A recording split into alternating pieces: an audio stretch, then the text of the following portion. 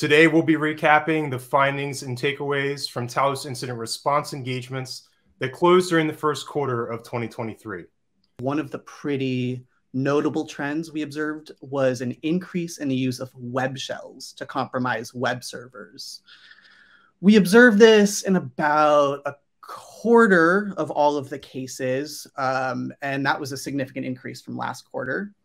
This also coincided with exploitation of public-facing applications, which was also the top initial access vector this quarter. Typically, a web shell is going to be placed on a web server to interact with the underlying operating system and then move from there, whether to escalate on that machine and raise privilege or look to move from there. We saw some that had misconfigured permissions, allowing file uploads with execution on those uploads.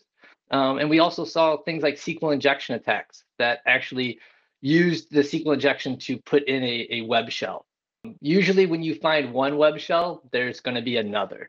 So another of the interesting findings that we had from the report was a point that law enforcement has made such strides since the beginning of the year with disrupting adversary activity. Hive was a pretty high threat group. It had targeted hundreds of victims around the world, including governments, critical infrastructure, telecommunications, and even like the healthcare sector. And so in this operation, the FBI stated that they had captured Hive's decryption keys and ultimately being able to protect victims who were under attack.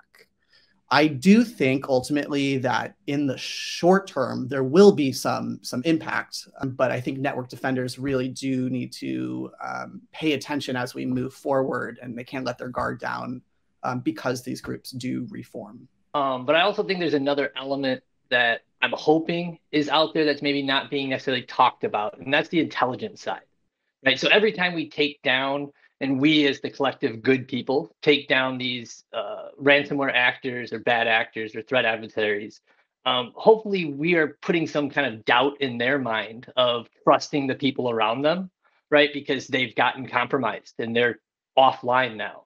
Also, as new ones come up, I'm hoping that we're learning things about those connections, right? And then hopefully those things can be passed down through public-private connections, and threat intelligence teams can learn about that and get ahead a little bit of the tools of the TTPs that are out there. Today, my gripe or my dumpster fire is EDR, endpoint protection, and not just the product itself, but configuring the product, whatever product you choose.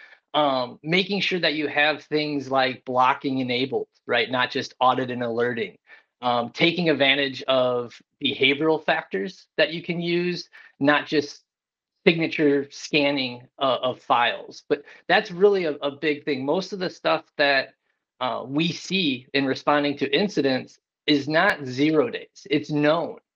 And if the tools are configured in a way, we can do something a lot better than mopping up a ransomware and try to help you get ahead of that. I don't know what your experience has been, but hearing customers distraught that they've invested in these tools and they've taken the time to set them up, but then an adversary still gains access or they still have an incident and they come to find out that everything's just watching. It's not actually responding. It's in audit mode. Most of these products allow you to do a connector password. So you can't just uninstall it if you have an admin access to that account or to that machine.